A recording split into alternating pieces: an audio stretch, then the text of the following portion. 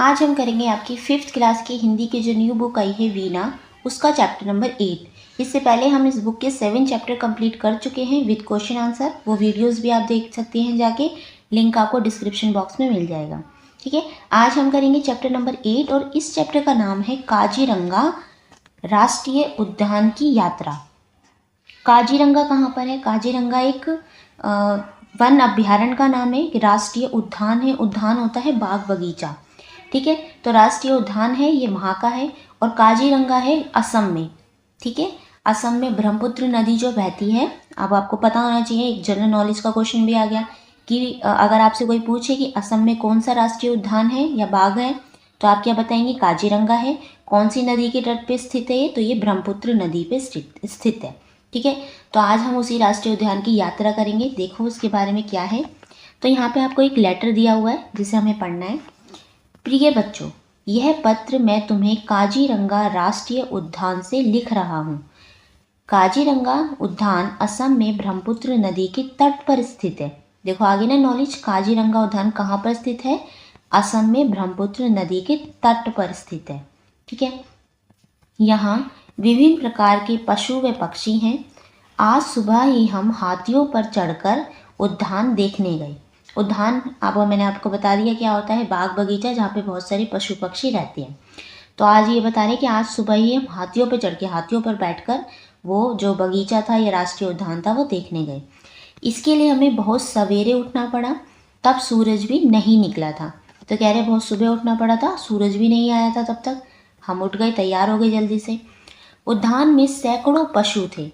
तो उस उद्यान में एक बार नीचे पिक्चर देख लेते हैं। देखो आप, तो इस तरीके से बैठकर आ रहे हैं, दिख रहा है पिक्चर में ऐसे। और यहाँ पे बहुत सारे पशु पक्षी थे देखने में। हिरन और जंगली भैंसों के कई झुंड आराम से घास चर रहे थे। तो यहाँ पे क्या थे, उन्होंने सबसे पहले क्या देखा? हिरन देखे और जंगली भैंसे देखे। तो जंगली भैंसों के जो कई झुंड थे वो क्या कर रहे थे? घास को खा रहे थे, चर रहे थे। उनमें कुछ एक सींग वाले गैंडे भी थे। तो ये बहुत मशहूर है कि अगर आपसे कोई क्वेश्चन पूछे कि एक सींग वाले गैंडे कहाँ पर मिलते हैं, तो आपको बताना है कि ये असम में काजीरंगा राष्ट्रीय उद्यान में पाए जाते हैं।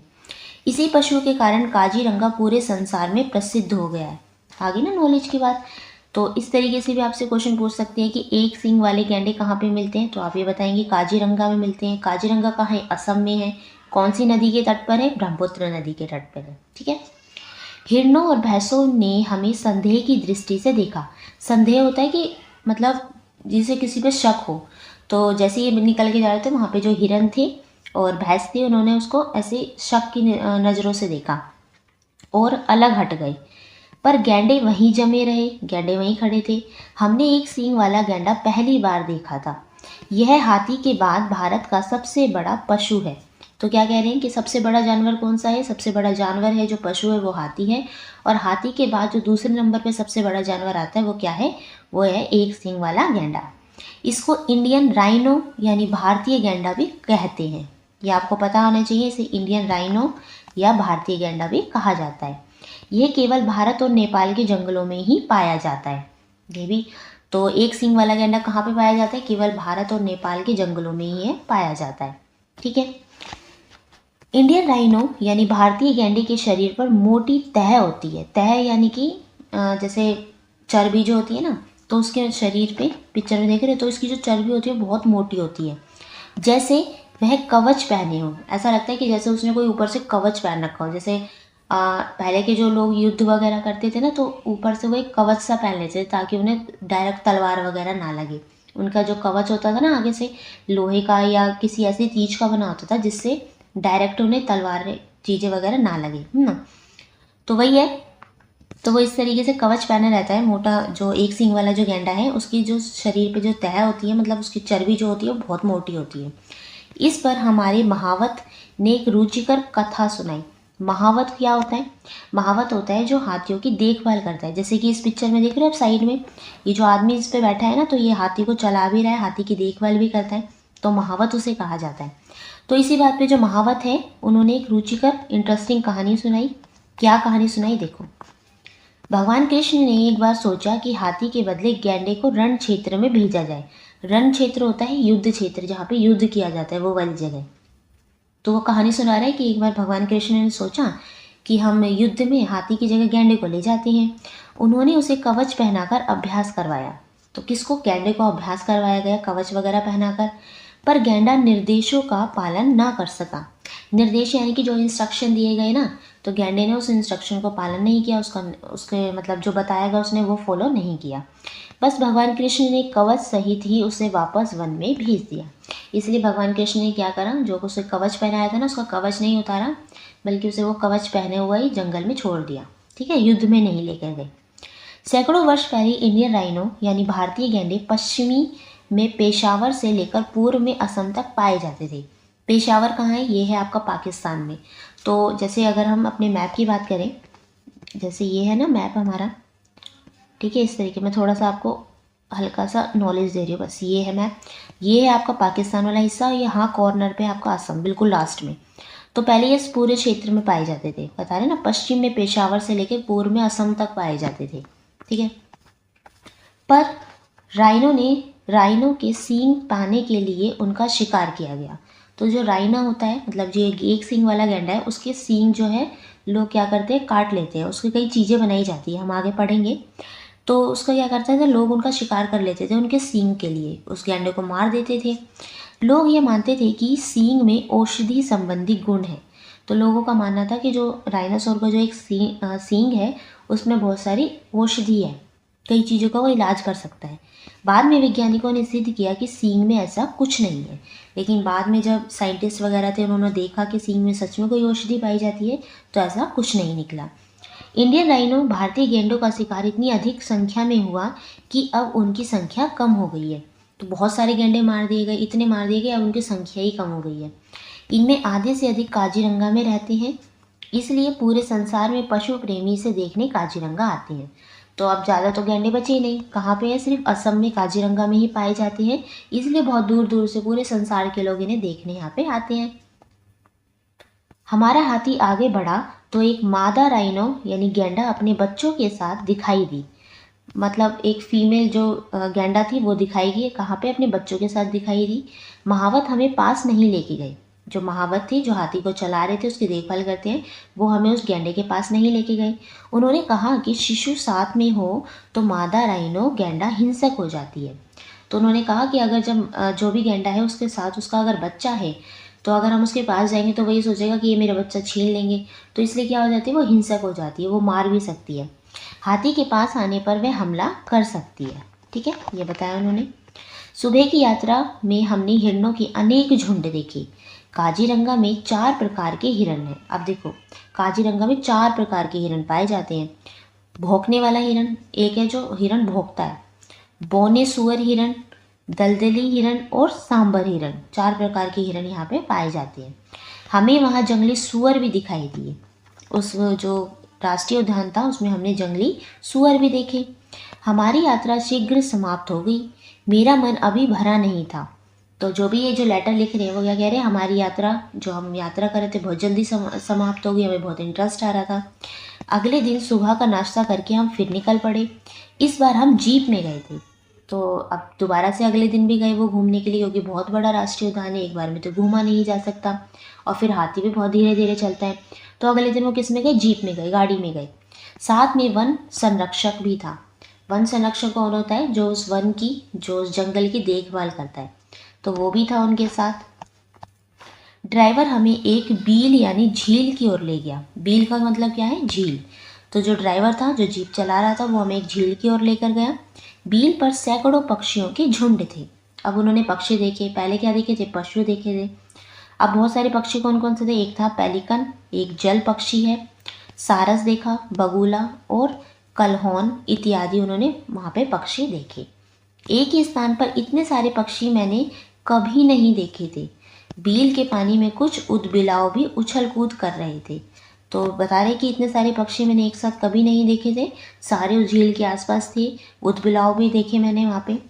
लौटते समय तो हमारे भाग्य ही खुल गए। सामने जंगली हाथियों का एक झुंड दिखा। तो अब उन्होंने एक जंगली हाथियों का पूरा झुंड भी देखा। हमें बहुत प्रसन्नता हुई। झुंड में 5-6 बच्चे थे। जब तक पूरे झुंड ने रास्ता पार नहीं कर लिया तब तक एक विशाल हाथी खड़ा निगरानी करता रहा। तो क्या कह रहे हैं, झुंड में बहुत सारे हाथी थे, कम से कम 12-13 हाथी एक झुंड में होते हैं। तो उसमें 5-6 बच्चे थे, हाथी के जो बच्चे थे। तो हाथी के बच्चे ज़्यादातर हाथियों के साथ नहीं रहते। जब वो थोड़े बड़े हो जाते हैं ना, या 12-13 साल के हो जाते हैं, तो वो हाथ झुंड से अलग हो जाते हैं। ठीक है। तो इसमें क्या था, 12-13 जो झुंड थे, हाथी थे उसमें। तो उसमें जो एक बड़ा हाथी था, वो क्या कर रहा था, अपने एक साथ में साइड में खड़े होकर देख रहा था कि ताकि मेरा जो भी पूरा परिवार है वो पहले निकल जाए, फिर बाद में मैं जाऊंगा। तो वही यहाँ पे बता रहे हैं ना। काजीरंगा में मांसाहारी रॉयल बंगाल टाइगर भी है। तो यहाँ पे बंगाल टाइगर भी पाया जाता है, पर वे हमें दिखे नहीं। गाइड ने बताया कि उन्हें देखना कठिन है क्योंकि वे रात में ही निकलती हैं। तो जो गाइड थे, गाइड कौन होता है, जैसे जो हमें जो इस जंगल को घुमा रहा है ना, जो इस जंगल के हर चीज़ के बारे में जानता है, कहाँ पे कौन सा रास्ता है, तो वो इस तरीके से हमें गाइड कर रहे थे। उन्होंने क्या बताया कि अभी जो है बंगाल टाइगर आपको देखने को नहीं मिलेगा क्योंकि वो रात में ही निकलता है। कुल मिलाकर ये एक बहुत अद्भुत अनुभव रहा, बहुत अनोखा अनुभव था। ये अद्भुत होता है अनोखा।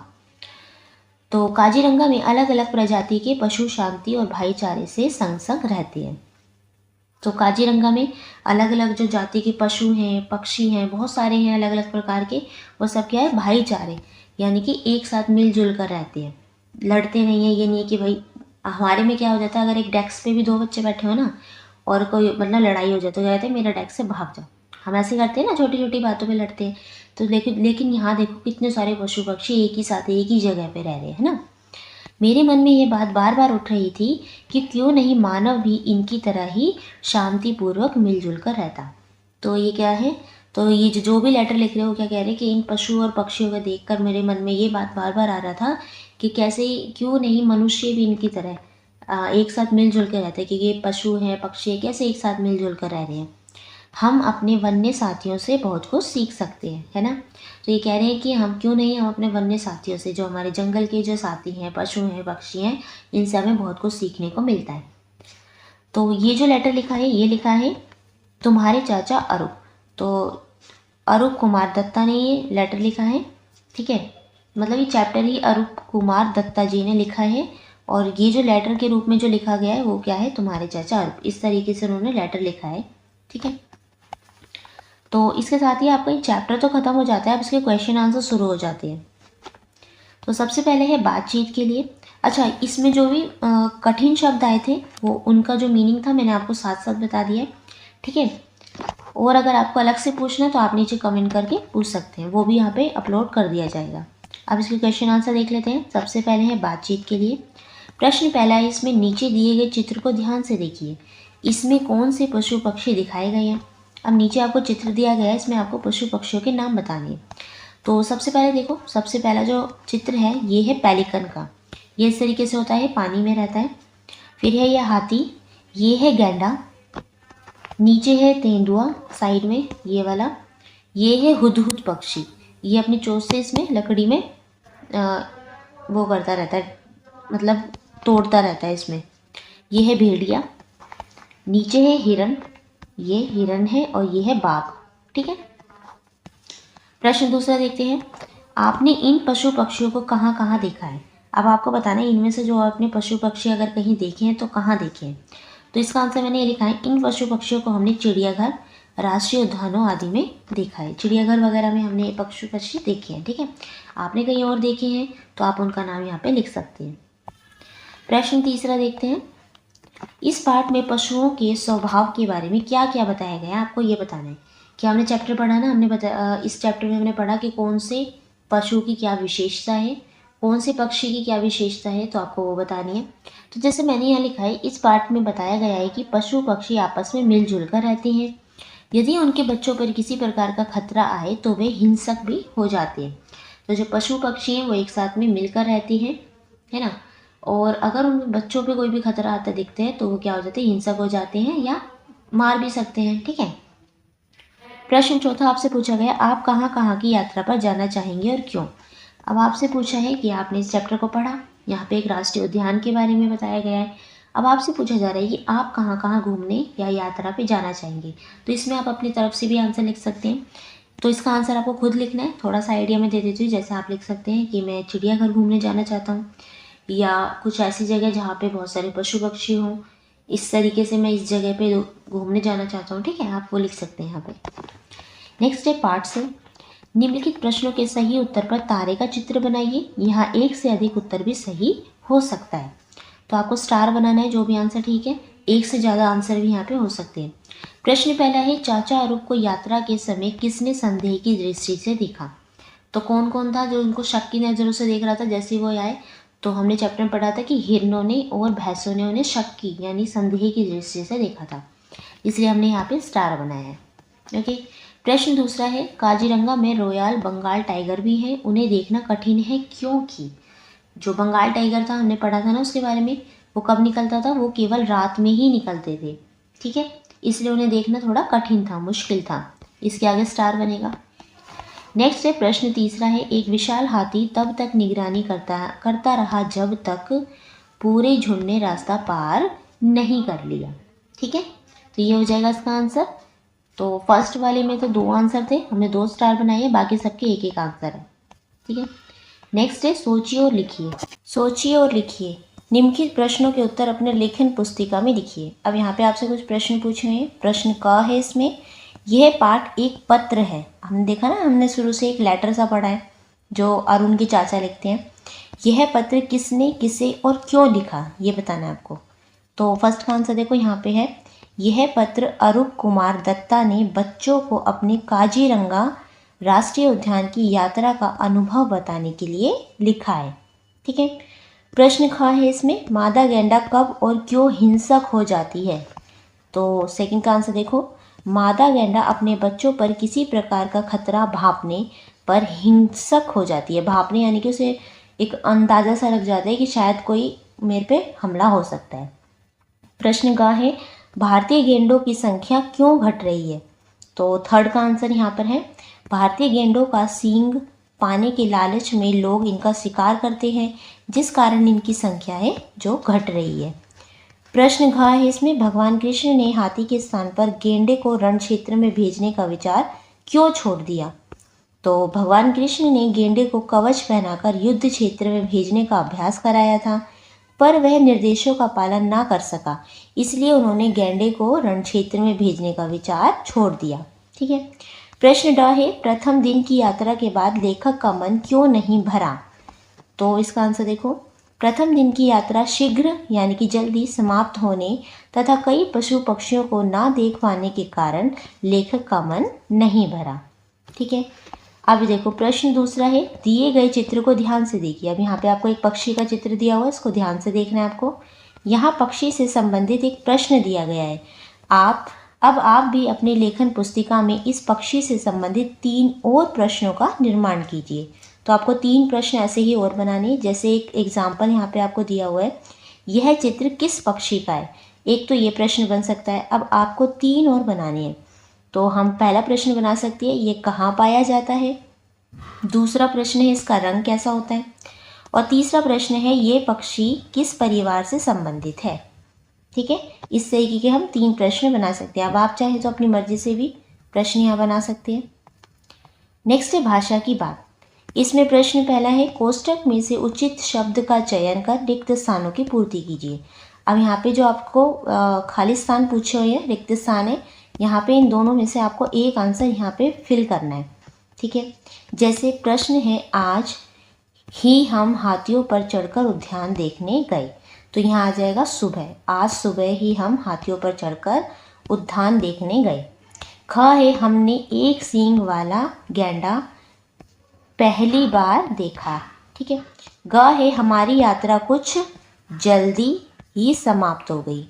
घ है, ड्राइवर हमें एक बील यानी कि झील की ओर ले गया। मार्गदर्शक या गाइड ने बताया कि उन्हें देखना कठिन है कि, ठीक है, ये वाला लगा हमने। तो आप एक बार इसको पढ़ के देखना, फिर जो आंसर इसमें से ठीक लगे आपको वो करना है, ठीक है। नेक्स्ट है प्रश्न दूसरा, सामने जंगली हाथियों का एक झुंड दिखा। यहाँ झुंड शब्द का प्रयोग हाथियों के समूह के लिए किया गया है, दिख रहा है ना झुंड। भिन्न भिन्न समूहों के लिए ऐसे ही कुछ अन्य शब्दों का प्रयोग किया जाता है, जैसे अंगूरों का गुच्छा। जो अंगूर होते हैं उनका हम समूह नहीं कह सकते। अंगूरों का झुंड नहीं कह सकते। अंगूरों के लिए क्या यूज़ किया जाता है? गुच्छा। जूतों की जोड़ी, है ना, हम कहते हैं एक जोड़ी जूते दिखा दो, इस तरीके से। अब देखो नीचे दिए गए चित्रों का सही नामों के साथ मिलान कीजिए। अब आपको मिलान करना है। जैसे सबसे पहले दे रखा है आपको चाबी, तो यहाँ होगा मिलान, चाबियों का गुच्छा होता है। और ये है हाथी, हाथियों का क्या होता है? हाथियों का होता है झुंड। फिर है यहाँ क्लास में डेस्क पे बच्चे बैठे हुए हैं, तो ये क्या है? ये है आपकी कक्षा, ठीक है।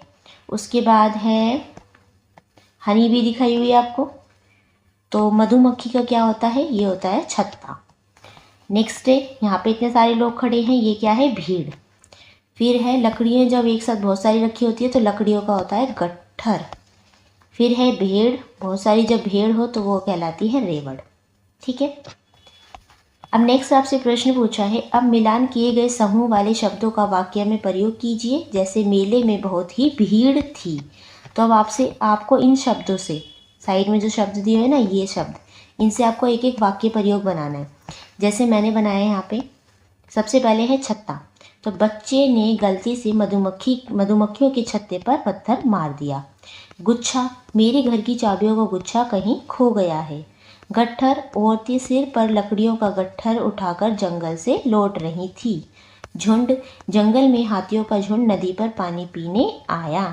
रेवड़, पहाड़ी रास्ते पर भेड़ों का रेवड़ आगे बढ़ रहा था। कक्षा, सभी छात्र कक्षा में पढ़ रहे थे। तो इन शब्दों से आपको एक एक वाक्य बनाना था, जो यहाँ बना दिया है। अब आप अपनी मर्जी से भी यहाँ पे वाक्य बना सकते हैं, ज़रूरी नहीं है आपको यही लिखना है, ठीक है। नेक्स्ट है प्रश्न तीसरा, घास खाता है, घोड़ा शाकाहारी है। तो देखो ये दोनों शब्द दिए हुए हैं, दोनों घोड़े के बारे में है। घोड़ा घास खाता है और घोड़ा शाकाहारी है, यानी कि जो शाकाहारी है तो वही तो घास या हरी सब्जियां वगैरह खाते हैं, मांसाहारी तो अलग होते हैं। ऊपर दिए गए वाक्यों में एक ही बात को दो प्रकार से व्यक्त किया गया है। कैसे? देखो, घोड़ा घास खाता है और वो शाकाहारी है। शाकाहारी कौन होता है? जो मांस नहीं खाता, सिर्फ हरी सब्जियां या घास वगैरह खाता है, ठीक है। तो इसलिए जो बात तो एक ही है, चाहे आप उसे शाकाहारी कहें या ये कहें कि वो घास खाता है, तो बात एक ही है। घोड़ा घास खाता है वाक्य में घास खाने वाला वाक्यांश के लिए एक शब्द शाकाहारी का प्रयोग किया गया है। तो हमने इससे पहले क्लास में भी पढ़ा होगा, वाक्यांश के लिए एक शब्द, है ना। अनेक शब्दों के लिए इस प्रकार एक शब्द के प्रयोग से वाक्य के अर्थ में कोई अंतर नहीं आता। अर्थ तो इसका जो मीनिंग है वो तो सेम ही है ना। अब नीचे दिए गए वाक्यों में रेखांकित वाक्यांशों के स्थान पर तालिका में से एक शब्द को चुनकर वाक्य को पुनः लिखिए। अब नीचे कुछ आपसे ये दिए हुए हैं साइड में, देखो इसके नीचे अंडरलाइन है। जैसे फर्स्ट हम पढ़ते हैं, काजीरंगा का सौंदर्य देखने योग्य है। अब जो चीज़ देखने योग्य होती है वो क्या होती है? वो होती है आपकी दर्शनीय। तो आपको दोबारा से लिखने, वाक्य को पुनः लिखिए, पुनः होता है दोबारा। तो हम कैसे लिखेंगे इसे? काजीरंगा का सौंदर्य दर्शनीय है, ठीक है। देखने योग्य की जगह क्या आ जाएगा? दर्शनीय, ये वाला वर्ड। सेकंड है, रश्मि का कार्य प्रशंसा के योग्य है। अब जो काम प्रशंसा के योग्य होता है, तारीफ के योग्य होता है, वो क्या होता है? प्रशंसनीय। तो यहाँ लिखेंगे रश्मि का कार्य प्रशंसनीय है। ग है, गौरव को उसके सहपाठी मधुर बोलने वाला लड़का मानते हैं। अब किसके नीचे अंडरलाइन है? मधुर बोलने वाला। जो मधुर बोलने वाला होता है वो क्या कहलाता है? वो होता है मृदुभाषी। तो सेंटेंस बनेगा आपका, गौरव को उसके सहपाठी मृदुभाषी लड़का मानते हैं। घ है, इसमें विद्यालय में सप्ताह में एक बार श्रमदान किया जाता है। सप्ताह में जो कार्य एक बार किया जाता है वो होता है आपका साप्ताहिक। तो आपका सेंटेंस बनेगा, विद्यालय में साप्ताहिक श्रमदान किया जाता है। ड है, मेरा बड़ा भाई सैनिक है। बड़ा भाई होता है आपका अग्रज, तो मेरा अग्रज सैनिक है, ठीक है। तो ये होते हैं वाक्यांश के लिए एक शब्द। आप ऐसे बहुत सारे वाक्य हिंदी व्याकरण में आप पढ़ेंगे वाक्यांश के लिए एक शब्द में, ठीक है। आपने पहले भी क्लासेस में पढ़ा होगा। नेक्स्ट है पार्ट से आगे, इस पत्र में बहुत से प्राणियों के नाम आए हैं। आप उन प्राणियों को किस नाम से पुकारते हैं? अपने अभिभावकों की सहायता से कुछ पशु पक्षियों के नाम यहाँ पे लिखिए। तो जो भी इसमें जो पशु के, जो जानवरों के यहाँ नाम आए हैं, आप उन्हें अपनी किस भाषा में बुलाते हैं आपको वो लिखना है। जैसे मैंने यहाँ लिखा है पशु और यहाँ है नीचे पक्षी, तो इसमें आ जाएगा आपका शेर, गाय, भैंस, भालू, और पक्षी में आ जाएंगे कबूतर, मोर, उल्लू और गिद्ध, ठीक है। नेक्स्ट है प्रश्न दूसरा, नीचे भारत के मानचित्र में कुछ प्रमुख राष्ट्रीय उद्यान दर्शाए गए हैं। इनमें से दी गई सूचनाओं को समझते हुए नीचे दिए गए प्रश्नों के उत्तर लिखिए। देखो यहाँ पे आपको दिखाया भारत का मैप। अब हमने यहाँ पे सिर्फ एक ही इस चैप्टर में एक ही उद्यान के बारे में पढ़ा था। किसके बारे में? असम के बारे में। तो हमारे पूरे भारत में बहुत सारे राष्ट्रीय उद्यान हैं जिनका यहाँ पे नाम दिया हुआ है। जैसे सबसे पहले अगर हम बात करें तो हम बात करते हैं हिमाचल प्रदेश की। तो यहाँ पे राष्ट्रीय ये कहाँ है? हिमाचल प्रदेश ये है ब्लू रंग का। और यहाँ पर है ग्रेट हिमालयन राष्ट्रीय उद्यान, जैव विविधता के लिए प्रसिद्ध है। जैव विविधता क्या होती है? जहाँ पे बहुत अलग अलग प्रकार के पेड़ पौधे भी पाए जाते हैं, पशु पक्षी भी पाए जाते हैं। ठीक है। नेक्स्ट है ये ग्रीन से कलर का, ये है आपका उत्तराखंड। और यहाँ पर है जिम कॉर्बेट राष्ट्रीय उद्यान। ये क्या है? भारत का सबसे पुराना या हम कहें सबसे पहला राष्ट्रीय उद्यान है। अब ये आपका जनरल नॉलेज का क्वेश्चन भी बन सकता है। अगर आपसे कोई पूछे कि भारत का जो सबसे पुराना या सबसे पहला राष्ट्रीय उद्यान कौन सा है, तो आप बताएंगे कि जिम कॉर्बेट है। और कहाँ पर है? उत्तराखंड में। ठीक है। ये बाघों, हाथी, हिरणों और पक्षियों के लिए प्रसिद्ध है। नेक्स्ट हम देखते हैं उत्तर प्रदेश में। ये है येलो रंग का उत्तर प्रदेश आपका। यहाँ पे है दुधवा राष्ट्रीय उद्यान। दुर्लभ और लुप्त प्राय प्रजातियों का घर है। दुर्लभ, जो चीज़ें बहुत दुर्लभ हैं, जो पशु पक्षी बहुत दुर्लभ है, जिनकी संख्या खत्म हो रही है, ठीक है, जो बहुत गिनती में बहुत कम है, तो ये वहाँ पे पाए जाते हैं। ये है आपका राजस्थान। यहाँ पे है आपका राष्ट्रीय उद्यान रणथंभौर और ये बाघों के लिए प्रसिद्ध है। यहाँ पे असम के बारे में तो हमने पढ़ा है। काजीरंगा राष्ट्रीय उद्यान है, एक सींग वाले गैंडे के लिए बहुत प्रसिद्ध है। ये है आपका असम। नेक्स्ट है मध्य प्रदेश। ये पिंक कलर का आपका मध्य प्रदेश है। कान्हा राष्ट्रीय उद्यान है, बारहसिंगा के लिए ये बहुत प्रसिद्ध है। फिर है आपका पश्चिम बंगाल, ये रेड कलर का सुंदरवन राष्ट्रीय उद्यान है। यहाँ पे रॉयल बंगाल टाइगर के लिए प्रसिद्ध है। यहाँ पे रॉयल बंगाल टाइगर पाए जाते हैं पश्चिम बंगाल में। ये है आपका पर्पल कलर का उड़ीसा। यहाँ पे है सिमलीपाल राष्ट्रीय उद्यान, ये बाघ अभ्यारण्य के लिए प्रसिद्ध है। नीचे है सबसे ग्रीन कलर का केरल और यहाँ पे पेरियार राष्ट्रीय उद्यान है, ये हाथियों के लिए बहुत प्रसिद्ध है। ठीक है। अब नीचे आपसे कुछ क्वेश्चन पूछे गए हैं। जैसे क्वेश्चन नंबर फर्स्ट आपसे पूछा है हाथियों के लिए प्रसिद्ध राष्ट्रीय उद्यान कौन सा है और ये कौन से राज्य में स्थित है। तो हाथी हमने किस में पढ़े थे? एक तो हमने पढ़े केरल में, कि एक तो है केरल में पेरियार राष्ट्रीय उद्यान हाथियों के लिए, और एक कहाँ पढ़ा था? एक हमने पढ़ा था सबसे पहले उत्तराखंड में जिम कॉर्बेट। यहाँ लिखा है ना हाथी। इसका आंसर हम लिखेंगे उत्तराखंड में जिम कॉर्बेट और केरल में पेरियार राष्ट्रीय उद्यान इसके लिए प्रसिद्ध है। प्रश्न कहाँ है? सुंदरवन राष्ट्रीय उद्यान किस राज्य में स्थित है और ये किस लिए प्रसिद्ध है? तो ये पश्चिम बंगाल में स्थित है और ये रॉयल बंगाल टाइगर के लिए प्रसिद्ध है। प्रश्न कहाँ है? भारत का सबसे पुराना और प्रथम राष्ट्रीय उद्यान कौन सा है और ये किस राज्य में स्थित है? तो भारत का सबसे पुराना राष्ट्रीय उद्यान है जिम कॉर्बेट और ये उत्तराखंड में स्थित है। ठीक है। आंसर आप इस तरीके से लिखेंगे। अब नीचे आपको कुछ मिलान करो दे रखे हैं। स्तंभ क को स्तंभ ख का उचित मिलान कीजिए। स्तंभ क में है पेरियार राष्ट्रीय उद्यान, ये कहाँ पे है? केरल में। सेकेंड है एक सींग वाले गैंडे के लिए कौन सा राष्ट्रीय उद्यान प्रसिद्ध है? तो ये है आपका काजीरंगा राष्ट्रीय उद्यान। फिर है आपका थर्ड में दुधवा राष्ट्रीय उद्यान कहाँ पर है? तो कहाँ पर नहीं पूछा है, इसमें पूछा है दुर्लभ और लुप्त प्राय प्रजातियों का यहाँ पे घर है। उड़ीसा में आपका सिमलीपाल राष्ट्रीय उद्यान और कान्हा राष्ट्रीय उद्यान है आपका मध्य प्रदेश में। ठीक है। इस तरीके से आप यहाँ पे मैचिंग कर लेंगे। अब देखो यहाँ पे कुछ इन्फॉर्मेशन दी हुई है, आपसे पूछा है ये भी जाने। राष्ट्रीय उद्यान एक ऐसा क्षेत्र है जिसे सरकार द्वारा प्राकृतिक पर्यावरण के संरक्षण के लिए सुरक्षित रखा जाता है। राष्ट्रीय उद्यान क्या होता है? राष्ट्रीय उद्यान यानी कि एक राष्ट्रीय बाग बगीचा क्या होता है? ये सरकार द्वारा, जैसे जहाँ की जो भी गवर्नमेंट होती है उनके द्वारा एक क्षेत्र होता है, एक जंगल का जो क्षेत्र होता है उसे संरक्षण किया जाता है। संरक्षण का मतलब है उसकी देखभाल की जाती है, उसके जानवरों को कोई ना मारे, उनको अच्छे से खाना पीना मिलता रहे और उनकी संख्या भी कम ना हो। ठीक है। तो सरकार द्वारा उनका ध्यान रखा जाता है। यहाँ उपस्थित पेड़ पौधे पशु पक्षी अपनी प्राकृतिक अवस्था में संरक्षित रहते हैं। भारतीय वन्य जीव संस्थान के अनुसार वर्तमान में भारत में 106 राष्ट्रीय उद्यान हैं। तो आपको ये पता होना चाहिए कि भारत में अब वर्तमान में यानी प्रेजेंट में कितने राष्ट्रीय उद्यान हैं? तो 106 हैं टोटल। ठीक है। नेक्स्ट है पुस्तकालय व अन्य स्रोत। अब आपसे कुछ क्वेश्चन नीचे पूछे हुए हैं। सबसे पहले ही पढ़ते हैं। विद्यालय के पुस्तकालय में जाकर भारत के किसी एक पक्षी अभ्यारण्य के बारे में पढ़िए। आपको लाइब्रेरी में जाना है और वहाँ पे किसी पक्षी अभ्यारण्य के बारे में आपको पढ़ना है। अपने समूह में मिलकर वहाँ पर पाए जाने वाले पशु पक्षियों के चित्र एकत्रित करें या बनाकर अपनी कक्षा में प्रस्तुत करें। आप अपनी प्रस्तुति में निम्नलिखित जानकारी भी सम्मिलित कर सकते हैं।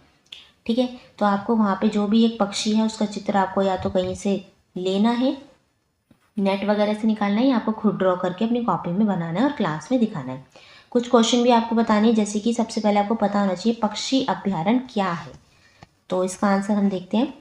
पक्षी अभ्यारण्य एक ऐसा संरक्षित क्षेत्र होता है जहाँ पक्षियों को प्राकृतिक वातावरण में सुरक्षित रूप से रहने की सुविधा प्राप्त होती है।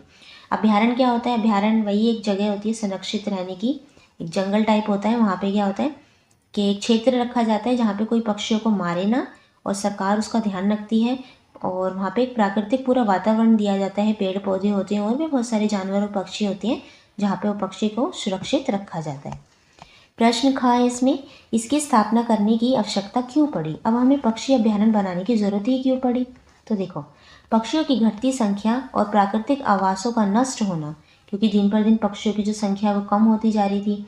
तस्करी, यानी कि पक्षियों को मारा जा रहा था, उनकी खाल के लिए, उनके पंख के लिए उनको मार दिया जाता था, शिकार कर लिया जाता था। पर्यावरण संतुलन बनाए रखने के लिए हमें पक्षी अभ्यारण्य स्थापना करने की आवश्यकता पड़ी। ठीक है, प्रश्न ग है, वर्तमान में भारत में कुल कितने राष्ट्रीय पक्षी अभ्यारण्य है? अब राष्ट्रीय पक्षी अभ्यारण्य पूछा आपसे, तो वर्तमान में भारत में लगभग 72 पक्षी अभ्यारण्य हैं, पता होना चाहिए आपको। ठीक है, नेक्स्ट है घ, भारत के 5 प्रसिद्ध राष्ट्रीय पक्षी अभ्यारण्य कौन से हैं? तो 5 बताने हैं आपको जो प्रसिद्ध है। सबसे पहले है भरतपुर में पक्षी अभ्यारण्य है, ये राजस्थान में है। सेकंड है सलीम अली पक्षी अभ्यारण्य, ये गोवा में है। चिल्का झील पक्षी अभ्यारण्य, ये उड़ीसा में है। नल सरोवर पक्षी अभ्यारण्य, ये गुजरात में है। सुल्तानपुर राष्ट्रीय उद्यान, ये हरियाणा में है। ठीक है, ये आपको पता होना चाहिए। नेक्स्ट है क्वेश्चन नंबर ड आपसे पूछा है, इनमें कौन से पशु पक्षी पाए जाते हैं? तो इनमें देसी, प्रवासी, जल पक्षी आदि पाए जाते हैं। देसी जो अपने भारत में, प्रवासी जो किसी और देश से यहाँ पर आए हैं, तो ये सब पाए जाते हैं यहाँ पे। ठीक है,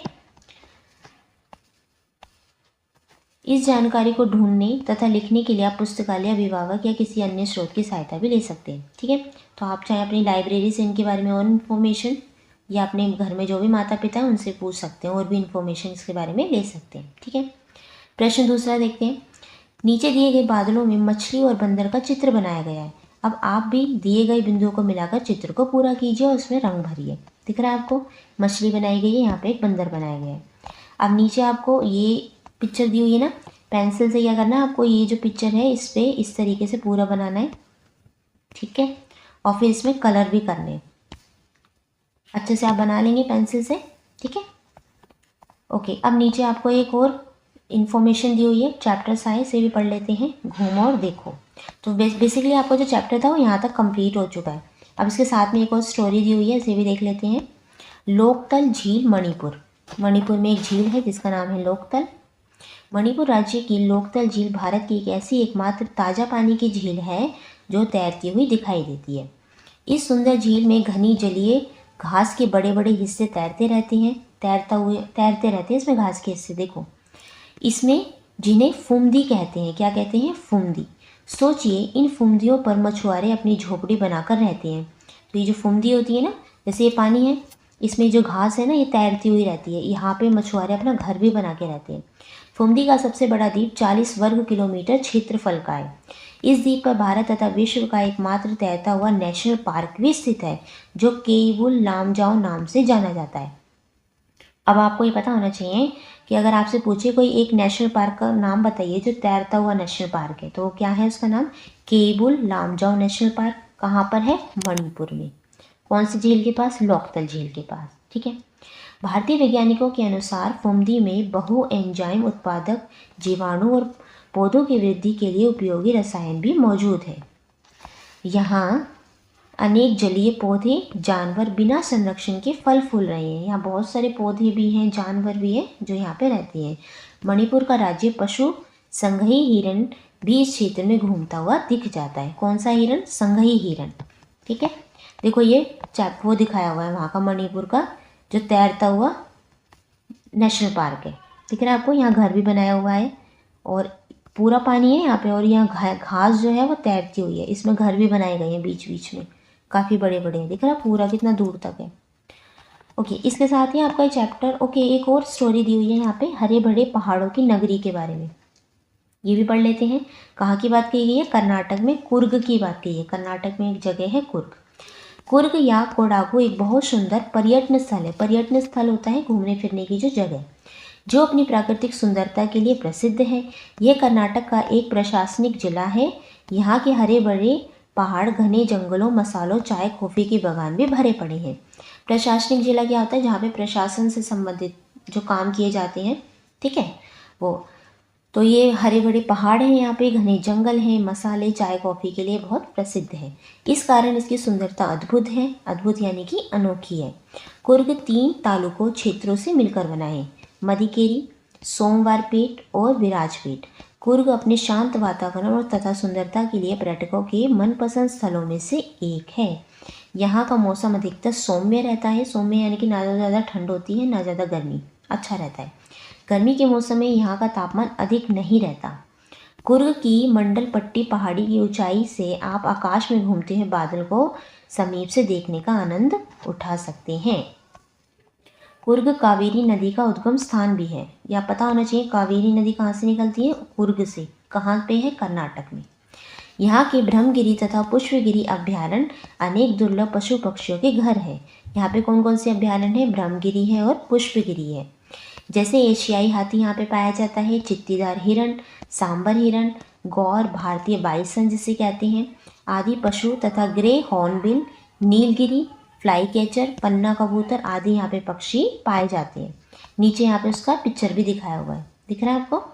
ये कितना सुंदर है। तो इसके साथ ही आपके चैप्टर यहाँ पे अब कंप्लीट हो जाता है। कोई डाउट हो तो नीचे आप कमेंट करके पूछ सकते हैं। नेक्स्ट चैप्टर हम नेक्स्ट वीडियो में करेंगे। Thank you for watching.